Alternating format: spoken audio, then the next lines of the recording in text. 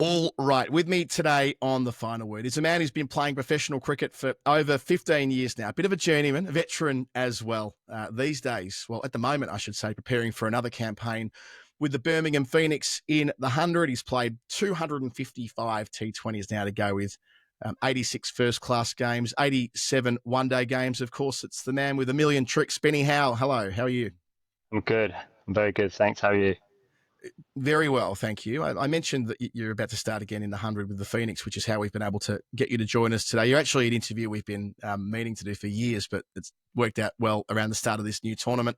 What I wanted to start actually was that the 100 gets talked about on our program and in many shows around the world in the strict context of what it delivers English cricket off the field, the stability, the money, the sale, the franchise, the long-term pipeline of revenue for counties and so on. But from a cricket perspective, what's the go? Why do you enjoy it? Why is it good? Why do people want to play in the 100? Good question. Well, for me, all that other side of it is out of my control. That's all the stuff they're saying. But actually playing in it, until I started playing in it, I wasn't sure how it was going to go. But I absolutely loved it. It feels like it's a T20, but without any stoppages. You just go, go, go. And actually, even though the way they do the scoreboard is different, the balls, the five sort of sets, if you like, is different. It feels like the same as a T20. So in that perspective, I love it. But in the other side of it, when it comes to the crowd, it seems to bring in a lot of youngsters, a lot of Mm. families, and the kids. You see that sort of the smiles and happiness on the kids' faces. And me being a dad myself, I love that. Everyone, it's pretty. I think they make it pretty cheap for them to come watch, so the Mm. crowds pack out. And the fact that it's city based, I feel like people can relate to it more who live in, say, in Birmingham, and they wear the orange, they support Birmingham, they support their city. Yeah, it's all good fun, and I love it as a player. I mean, obviously, I've had a decent success in it, but it's been great playing for the Phoenix for sure. So you've played so many years of the Blast now. There'd be few players better qualified to actually provide a compare and contrast, I reckon, from the 100 to the Blast. Of course, your season with Hampshire, the group stage finished a couple of weeks ago. How do you see those two tournaments as differing from each other at this stage? I think I love playing I love playing the Blast because you're playing with your teammates, you're playing with your main county that the guys are with all year round pretty much. So I do love it. I feel like it's got a little bit stale with the way the scheduling's gone. They sort of have put it on a back sort of pedal, if you like, or whatnot, because they got the finals day after all the hundreds on and everything in September, the Mm. quarterfinals. So who knows what sort of overseas we'll have for that. So I do feel there needs to be a tweak in the scheduling to make it a bit more exciting, but actually playing in the Blast generally is pretty good. It's just, yeah, a few more tweaks here and there, and we'll see. So do you kind of feel like, as a domestic player, is not part of the England setup, that the way you guys think about it, those who are 100 contracted, that this is the main part of your season? I know you'd respect all formats. I'm not trying to suggest that you'd play any Yeah. lesser for Hampshire, but the way you're building towards a season, does August now become the window where the highest stakes are being played for, owing to the contract structure and so on, or is there still a balance between the two? I still think there's a balance. I really want to do well for Hampshire. Yes, the hundreds got more televised. Everything's televised. It's a bit more public. There is sort of a condensed quality of players. But I don't see it as like this is it, and then the Blast isn't. It's just another sort of added tournament onto what you do for Hampshire or what I do for Hampshire. So it's more fun. It's exciting. I love playing in Mm. it. Yes, you want to do well, but I actually go in there with sort of quite a kid-like excitement, just because of the way the crowds are, the way they sort of. Uh, I don't know. It's like an entertainment thing with the DJs there at the ground, and you're Mm. with a new group of players, and it's good fun. You're staying in hotels the whole time. It's a bit of fun. And when it all kicks off, I think you've got Trent Rockets this time next week. We're recording on the 1st of August, but the 8th of August, the Trent Rockets is your first game. And when everyone arrives and everyone gets together, it doesn't take long for a team like the Birmingham Phoenix to gel. No, not since I've been. I mean, I've been there from the start, but no, I think Dan Vittori's runs it very well. He's very relaxed, but very organised and clear with everyone's Mm. roles, and we managed to retain pretty much every player. All the players we could have retained, with a few added bonuses. So yeah, everyone gets together. I think we get together Monday. We actually have a practice game against Trent Rockets on Tuesday, so which will be interesting. And then sort of we've got a little few days training together before Friday. Would you keep it as 100 balls? I know right now we had Mm. a round table with some of the ECB head honchos yesterday, and it feels like it's up in the air whether it'll stay at 100 balls or whether when the franchises come in from 2026 that the conversation might start around it being a 20 over tournament. Like, have you got a feel either way, or perhaps a sense of the way you and your colleagues think about it being 100 balls versus 120? Yeah, I don't really know. I mean, my instinct would say the 20 overs would it'd be the same. If you played a Mm. T20 blast and did all the same media, make it sort of colourful and all the things on the TV to watch, I do feel like it'll be exactly the same. It's just about how you market it. I think the 100 ball thing, time will tell. I don't know if it is the way forward. I don't know. Obviously, there's Mm. no other franchise team or any tournament around the world using the 100 ball, so Mm. Mm. it makes sense to move it back to T20. But yeah, I don't think it would change. Okay. Okay. Well, what we tend to do on these interviews, Benny, is we go from where you are today. So obviously wearing the orange cap there and doing the Phoenix Yeah. thing, and then go back to the start of your cricketing journey and your backstory, and learn a bit more about you as a person. And what jumps out the page for you straight away is that you weren't born in the UK. You're born in France. Oh, And there aren't yeah. many professional cricketers who were born in France. So talk us through that and how the family were there, they're not, and other cricketing threads in your family, perhaps. Yeah. So my parents lived in France for 7 years. My dad plays a sport called real tennis, which is sort of this. I don't know if you see it, Lords. There's a court Yeah. there. Yeah. So he's done that his whole life, and he was running a court at Jeu de Paume in France, and he was running that there, and they lived there for 7 years. My brother was born there. I was born there, but to be honest, I don't.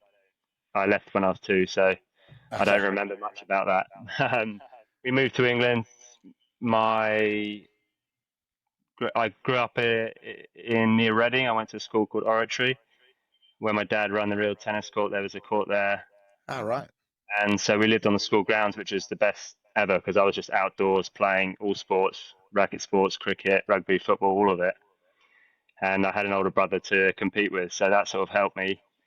Um, and yeah, and then my mum's Australian, so they moved back to Australia when I left school at 18, back to Melbourne. All And right. then I went from finishing school to play for Hampshire actually when I was part of their academy and went and signed a contract there. Right. So And did then you, yeah, I mean, as an 18-year-old with your parents moving 10,000 miles away, I mean, I was to an extent in a similar situation, really, bouncing between different sides of the world around that age. Did you find that challenging that your support network had moved such a long way away? Did you go back to Melbourne often through that stage of your life? yeah. So no, I actually loved it. I couldn't wait to be on my own, to be honest. Um, but it were challenges along the way for sure.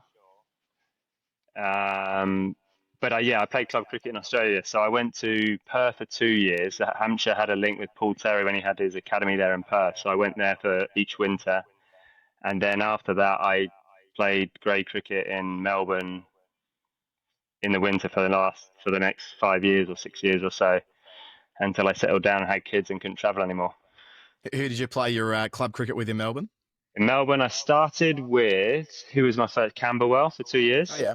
Yeah, and then I went to Essendon and then Hawthorn, and then I played in the sub leagues. I played a few for Caulfield. South Caulfield was one. Who was the other one? There was another one down there I can't remember now. I think it was Buckley Ridges actually. Yeah, Oh, yeah, yeah. yeah, Buckley Buckley Ridge is Ridges. in the DDCA. In the D, yeah. So I went Yeah. down a few levels. I thought it was a better fit for me.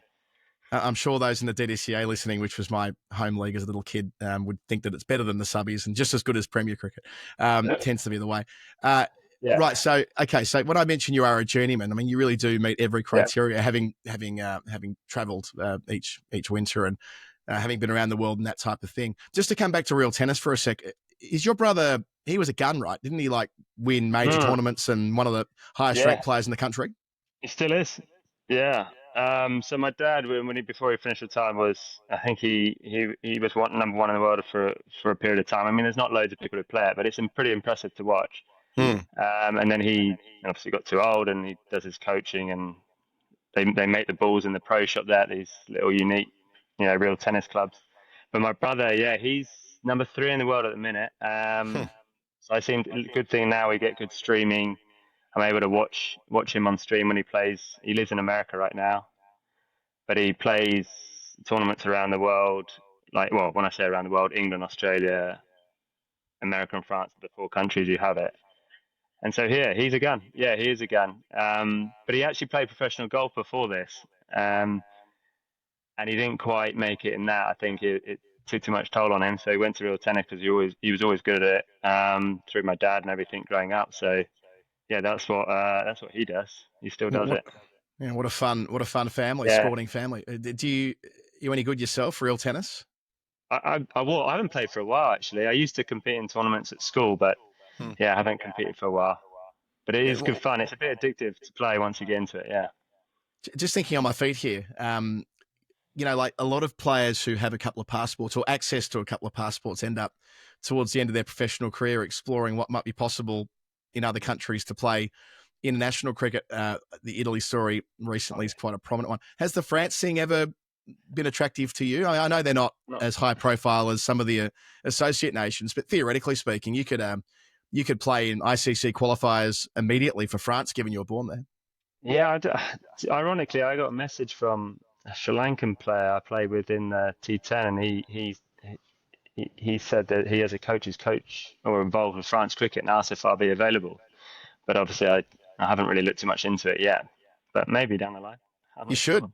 You should. We'll talk you into it over the next half an hour or so. Yeah. Yeah. Okay. So let's go back to Hampshire youth system. Yeah. You have some early big results with the bat. Yeah, talk. Yeah, a one-day ton against Surrey, which would have stood out. I'm assuming back at the time. How different did that domestic circuit feel to you as a young lad in 2010, 2011 compared to how the circuit feels now in 2025? Well, I think at Hampshire, I was a different person then. I didn't really understand myself as much, so I was a bit like I didn't really think too much about things. But from what I remember I was competing in the second team for at least 3 years when I signed my contract, and I managed to play a full season in the Pro 40 towards the end, and one first class game, I think it was. Um, but it was, I don't know, in terms, I'm not sure about the schedule, but in terms of, because I was, like I said, it was mostly second team, but Hmm. I found it tough towards the end of my career at Hampshire. Um, I, that's why I eventually moved and things needed to move on. But it was a tough time when you're in the second team and you're not quite getting the nod when at the time you feel like you should have. And yeah, you don't have your family or anything there. It got quite tough at the end. It gets written up now in like your biographies and whatnot that you had some sort of challenges at Hampshire that were related to sort of discipline, and you were making a contribution there. There were individual performances. You were opening the batting from time to time in first class cricket even, but that there wasn't something that was quite connecting or clicking Mm. with Hampshire, and it was leading to some sort of periods of time where they weren't best pleased with you. Yeah, I definitely. Yeah, there was a three strike rule, I think, and it was sort of things. What was it? I was late for a team warm up at more than a few occasions. That was one strike, Mm. and then there was a few things, and I think I was just very up and down emotionally. Like I said, I didn't know myself then. I had ADHD in school. I remember having extra time for exams, and I was in trouble a lot. Didn't really understand all of it back then. And then once I left school, you sort of went into the professional world, didn't think, that's it. It's just what you have as a kid. You go straight Mm. into it. And obviously, I hadn't dealt with any of it. And so I was doing lots of things that I wasn't aware I was doing. And I look back now, I was like, okay, I understand that now. So it was nothing on their part. They just didn't understand me. I didn't understand myself. We probably didn't work well together. And so I probably didn't get the opportunity I did, probably because of that. Um, and eventually, yeah, I end up moving or being asked to leave, pretty much. Yes, I mean, feels like the world knows a lot more about Yeah. ADHD now and neurodiversity than it certainly would have back then. Like that difficulty in childhood piece, the way it's been described to me, the kid that pulls the teacher's hair type of ADHD, like the kid that's disruptive in school. It sounds like that's how it, not literally pulling the teacher's hair, but that's the way it manifested with you. It wasn't like you were, it took me, I've also got ADHD, found out much later down the piece, didn't know what it was till a few years ago. But I didn't have any of that. But that, to me, until then, was what I knew ADHD to be. It was the kid that would always be in trouble and couldn't settle. Sounds like you had kind of that strain of it early on.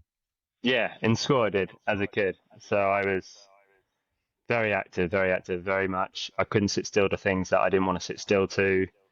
And as a kid, you don't really, your brain's not completely developed, and you disrupt, you find ways to get attention if you're not getting it. But funnily enough, there's teachers who come to me who work with me, and I remember working with them who actually, without knowing, they were just very patient, good with me, and actually was much better behaved in those classes. Whereas the ones who are, this is what we do, and if I didn't agree with it, or if I didn't feel excited about it, I would find myself disrupting the class, and that's when I'd get in trouble. So, and then people telling me to do things, and without explaining me the reason why, I couldn't. Even to this day, I find it very difficult for some reason. You tell me to do something, but I want to know the reason. Just tell me the reason. And I know certain rules you just got to follow. But at school, when a lot of the time it was very much like that. You do this, you do that, and I was like, well, why? And when they couldn't explain it, I'd say, well, no, I'm not doing it. And it sounds pretty like a little brat, but it's just how it was. Yeah. Yeah, no, I get it. I hear you. Yeah. Do you think when you got to Gloucestershire, like, had you, like you get your second chance, right? You go to Gloucestershire. You're still young, so you got heaps of time on your side in the early 2010s, 2012 when you go over there. I suppose your game's evolving as well, but were there people there at the club who could identify that you had, let's call it, a busy brain, and they could sort of tap into that creativity? Did you sense a shift when you moved over there, or was this more about you coming to terms with what was required? I think there was a shift when I went there for sure. I remember, I went there, I didn't sign a contract straight away. I basically went there on trial. I played a second team game and got a pair. And I thought, wow, the world is over. That's it. No more cricket. And then I played the next game I played, I got a double 100 against a good Surrey bowling attack. And then they went straight to the ones because they had a batter injured. They didn't have any depth. And that was it. Played the whole season and did really well. And then I faded towards the end, and I felt like a real, I don't know, intense emotion of like, and it wasn't depression, but that sort of feeling. And I went to see the doc, and she questioned me a lot of things. And I didn't feel like it was depression, but there was something in there. And she said, "Have you ever been tested for ADHD?" And I said, "Well, yeah. As a kid, I had ADHD. I had extra time at school for the exams. Yeah, they sort of recognized it then." She goes, "Well, you don't just get rid of it. It's part of your wiring." And she explained it to me, and I went to see a psychiatrist. And from there on in, it got a lot easier. So she really helped. We had John Bracewell, who is a bit out there as a coach, who actually really helped as well. He understood me. And Gloucestershire was a much more modest county. Everyone was sort of more like a family. So I think it was a good move at the time. It's a good pick up from really the helped. Yeah. good pick up from the team doc. I mean, like, as I Yeah, said, it was. the conversation around ADHD then was borderline non-existent for adults, and to have the presence to ask you that. Did the psychiatrist connection lead towards you being medicated at that point, or so that there was a bit of a link through to you getting on whatever it is that you felt you needed to make things a little bit easier? Yeah, I was reluctant, to be honest. I mean, I'm not a big fan of just taking medication, but I had to go through certain things and explain what the medication does, and and so I went through actually for another. It was quite a tough 2 years with the medication because it was trialing out. You had to get the TUE and go through all forms and all of this, and then I had to trial out a few different medications, give it time, and then you had to get another TUE, and we did that, and so that was it. That was a tough period as well for the first few years there with that. But eventually we're getting somewhere. We're still not 100% there, but we're getting somewhere. I mean, it must be causative that around 2014 you really start to motor as a professional cricketer. Big impact in the Blast, the tournament we were talking about earlier. Gloucestershire Mm. win the Royal London Cup in the 50 over Mm. comp in 2015 in a great final. You lead the Blast for wickets in 2016, and you start to get a bit of a reputation as this new age bowler. But like, do you draw all these things together? The success with Gloucestershire, what was happening with your cricket, how you were evolving as a player, and getting a few more pieces of the puzzle put together Yeah, as far as what was going on above the shoulders? yeah, exactly. I mean, there's still pieces to be put together, and it's probably never going to end. But for sure, things were coming together. Um, it really helped. I remember Michael Klinger came over. He really, really helped. Oh. He was great for us at Gloucester because he gave us a lot of clarity with our roles.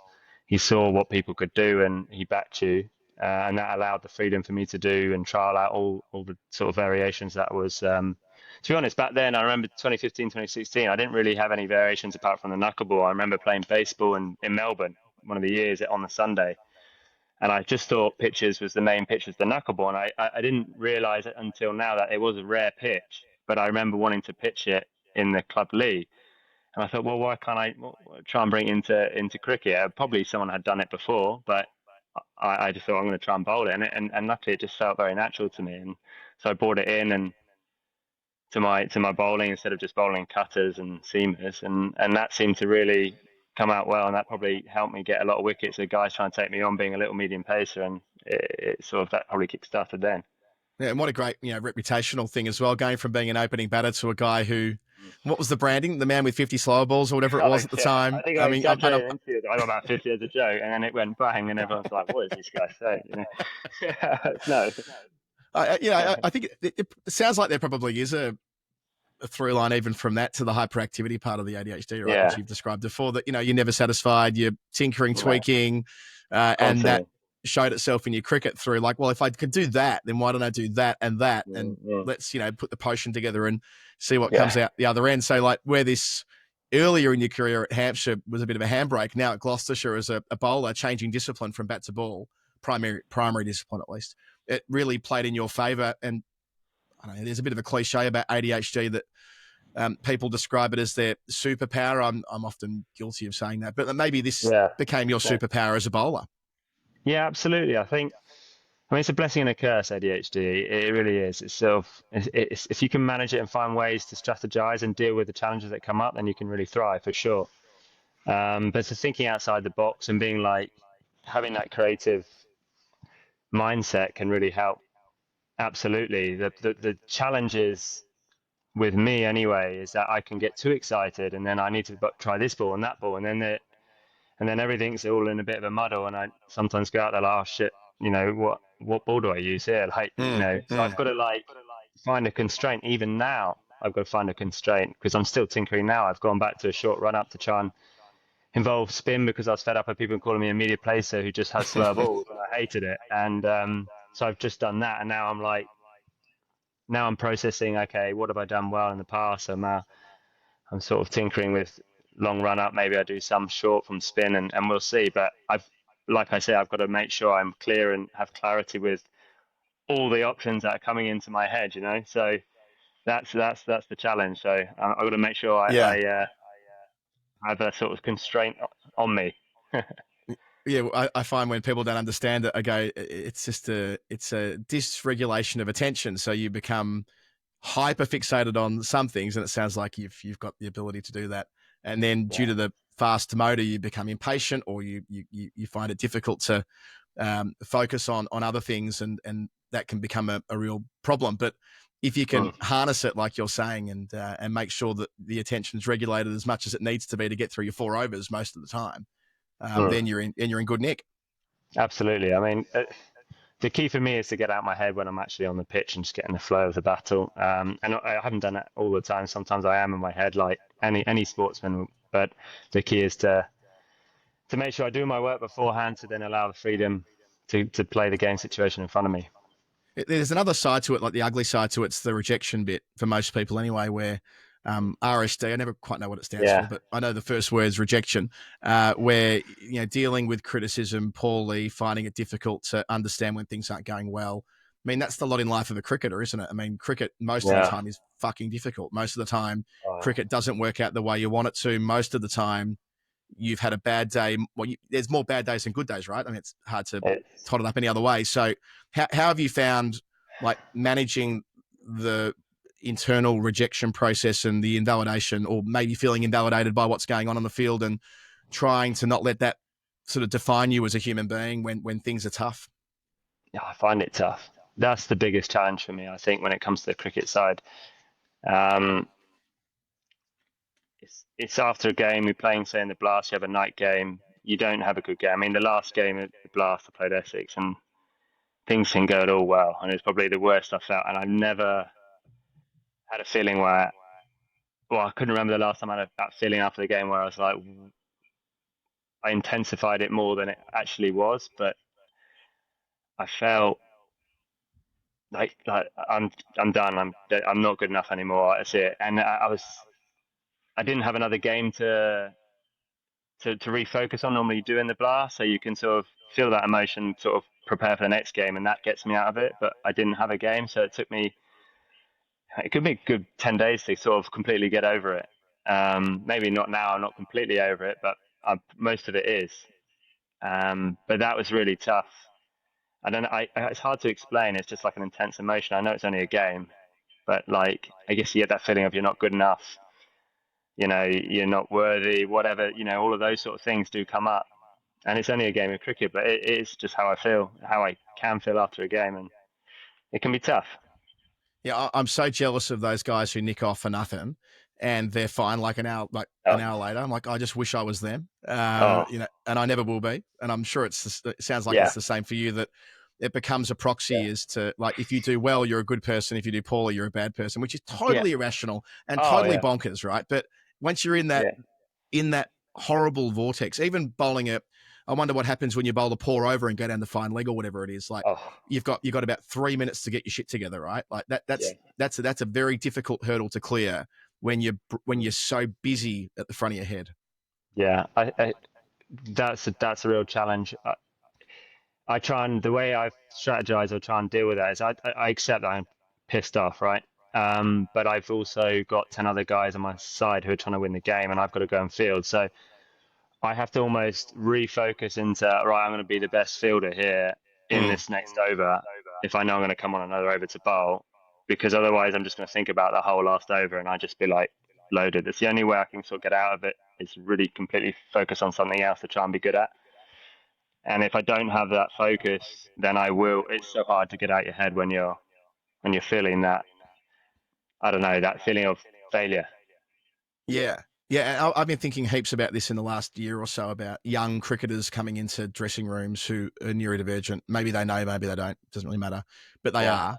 And that rejection piece when they're young. Like I know the PCA are big on this. I've spoken to them about that they are aware this is increasingly a thing that people know about, and they've got young members who won't have a clue that they've got a brain that's wired a little bit differently to the average bear. Is that kind of something that you're detecting in the game? There's more people who are yeah, open to being a little bit vulnerable, perhaps, even though cricket yeah. dressing rooms don't normally lend themselves to vulnerability, but in the professional game and giving a bit more of themselves in order to try and give themselves their best chance.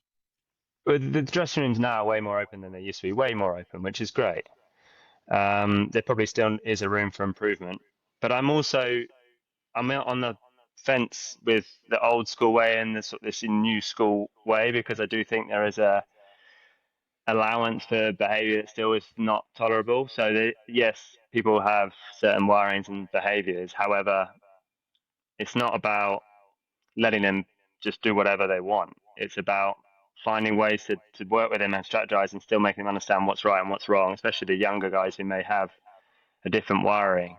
The fact that you are involved with another, a whole other players.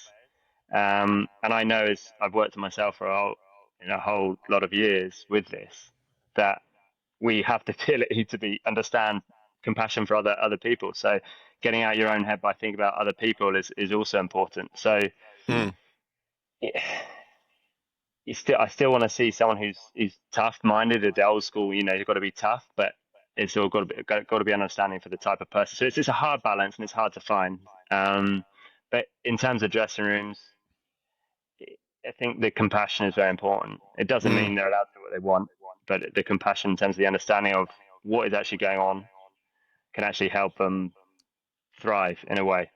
Yeah, I mean, I think about how many great cricketers would have been lost to this who just didn't get over that rejection piece, like you're saying Yeah. before, because it's a sport built where failure is built in, where Mm. the failure bit would have got them before they had a chance to flourish. And, hopefully there are pathways now for that, and people can be a little bit more open because I can't think of many professional cricketers. There are a handful well-known Yeah. players that have talked about having ADHD, but I'm sure you know what it's like with, you see people in life and you think you kind of diagnose them, don't you? It's hard not to. You go, oh yeah, you're one of us. Yeah. You can see it. Yeah. You're one of us, whether they've had it diagnosed or not. There must be loads and loads of professional cricketers out there who wouldn't really know or wouldn't really have this as part of their lives and Yeah. could be helped if it were more formal. But again, there's For that old sure. school mentality of like, you don't want to admit weakness to not just opposition, but also to people who decide whether you get a contract or not. I know it's tough. It's tough, and there has been certain guys who've come to me that obviously I'm not going to say, but Mm-hmm. people have been asking for advice on how to manage things. But in terms of the counter cricket, you have the PCA, you have people you can talk to. And I think it's very important to have those sort of people. And I know at Hampshire we have, well, like we have our bowling coach, Graham Walsh, who's not just a bowling coach, who's great to talk to about certain things, and you need that the group of staff around to understand whether they have it or not, whether they completely understand, as long as they're open to hearing your point of view and having that you're comfortable enough to be able to talk to them. I think it's very important, or a Mm. teammate. Mm. I think having that, it can really help. Otherwise, you feel very alone. But also it's your whole life needn't be defined by it either, right? Because I mean, at the end of the day, you're still a cricketer, right? Your job is to Yeah. bowl and to bat and to do those types of things. And I mean, I can imagine how dangerous you would have been in a different era. Like, imagine you doing what you do on like uncovered wickets era and stuff like that. Like the way you Yeah, it'd be bowl, nice. it's a bit of a throwback in some respects because Yeah, yeah, the way the game's moved on. But it has meant that in the modern game, you've had those opportunities. You were the first England player to go and play in the Bangladesh Premier I know. League back in 2016 when this was that was quite off the beaten track, the BPL in those early days. And Yes. it puts you on a little bit of an unusual T20 circuit in the off season. Like, what are your memories of going to Bangladesh in the early days of that tournament? I went there very naive. Like I was just excited. I actually got very lucky with the team I was with. I think the Corner Titans at the time, and they had the owner who was actually brilliant. He was actually, you don't get many of the good owners there now. I mean, you got to be careful when you go. But I had a great experience. I played. I think who did I play with the first year? I think it was Puram before he was big. I remember Joff Archer came and played. I know he was the year after. There was a few guys there, like a few West Indians, and it was an amazing experience. Just to see, I know cricket at another level with the passion, the excitement that the Bangladesh fans had for a league I'd never really heard of before I went there, and it was, the stadiums were packed, different conditions, and I feel like I thrived over there because I didn't feel judged by the people. They didn't care whether you had ADHD or not, or whether you're different, or they just wanted to watch some cricket and fun, and they cheer. And whereas in here in England, maybe in Australia, maybe in sort of the Western world, you might feel more judged. I don't know, but that's how I felt. Interesting. Yeah, like Mm. the anonymity of sorts. Like, I mean, obviously Yeah, you're not anonymous because you're a professional who's been brought in as an overseas to a T20 tournament, but still, like that you wouldn't obviously be a household name in Bangladesh. You can kind of just go mm, about doing your thing, right? exactly. I don't know. It was just a feeling whenever I go over there. It just feels I feel free. I don't feel like I have to hide anything. I just be who I am. I can do silly stuff. Hmm. They're big on their social media and their media stuff, and they do funny dances and songs, and something I would hate to do here, but over there, they put the camera in front of you, and you're like, well, what else to do? We'll just have a little sing and a dance, and yeah, it's fine. And it opens doors, right? I mean, the combination Yeah, of your reputation, slow ball king, bit of time in Bangladesh. Before you yeah, know it, I mean, there's Pakistan opportunities, there's Caribbean opportunities. mm, This is a circuit of T20 cricket that isn't overly visible in England, I suppose, these tournaments, but still, like in the countries that you're playing in, it is their big T20 hit out of the year, and you're front and center. Yeah, it's good. It is good. I mean, I still like to have the opportunity to play more, but you got to still perform around the tournaments I'm playing in right now anyway. But I still want to play in the bigger tournaments. Still want to go to the Big Bash. I played a couple of games, but I want to play in the Big Bash. I want to give myself an opportunity to be picked in the IPL, but I got to really perform for that. Yep. So I'm not ever just settled with the tournaments in Bangladesh and in Dubai and all those, but you just play in as many as you can, really.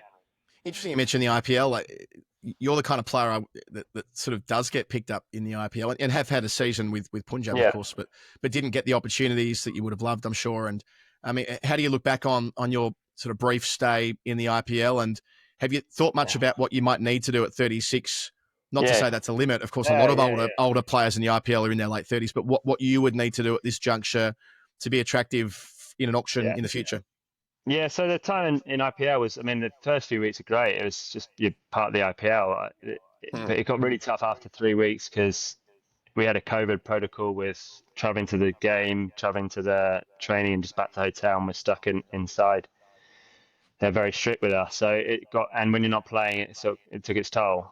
But in terms of what I'd need to do to play in the IPL,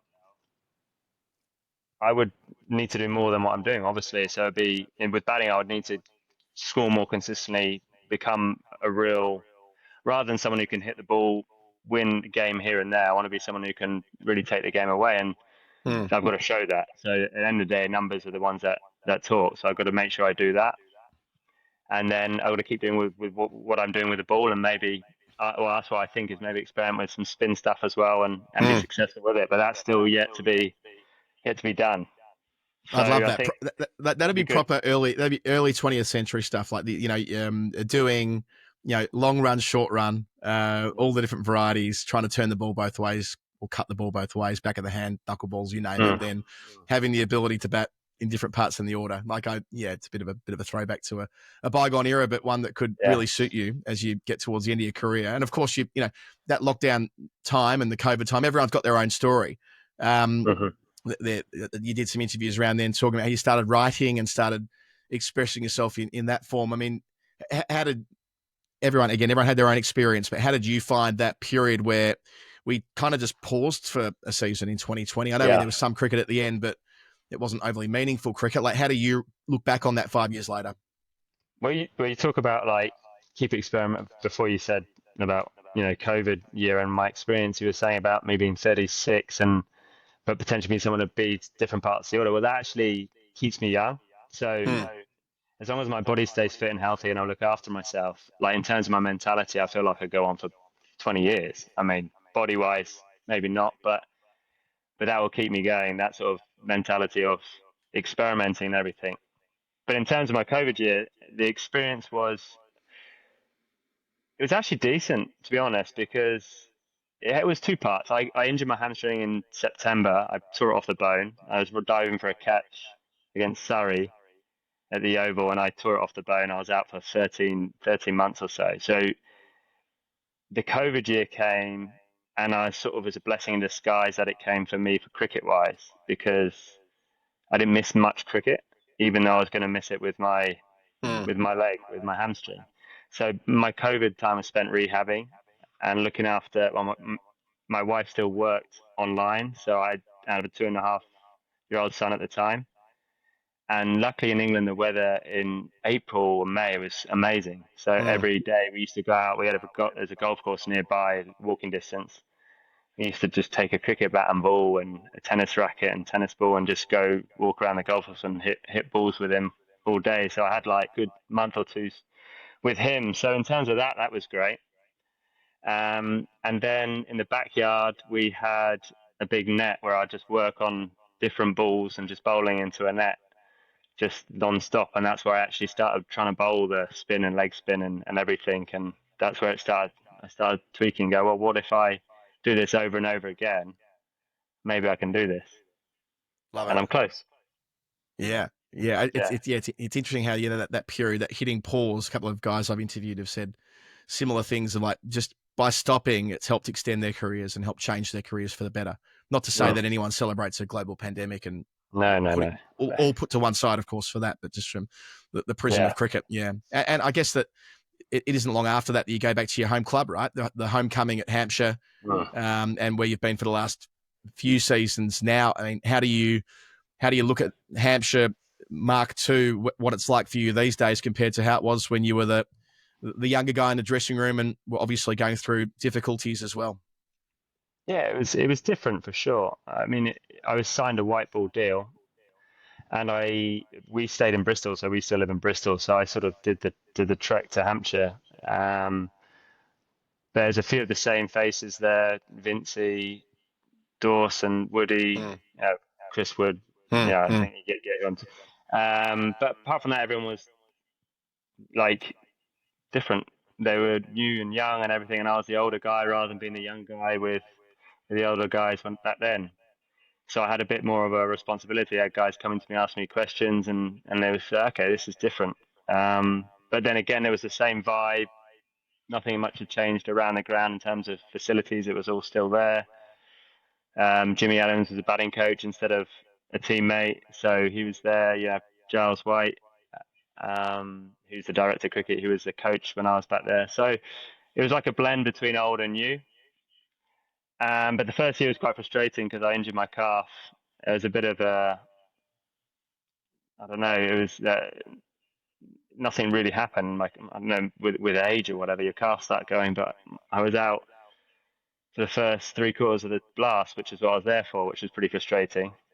We managed to get the finals there, played the last 6 games with the group, but it all just happened so quick. So it didn't really feel like I blended in with the side much. And then last year, I played through the season, but I had a hamstring.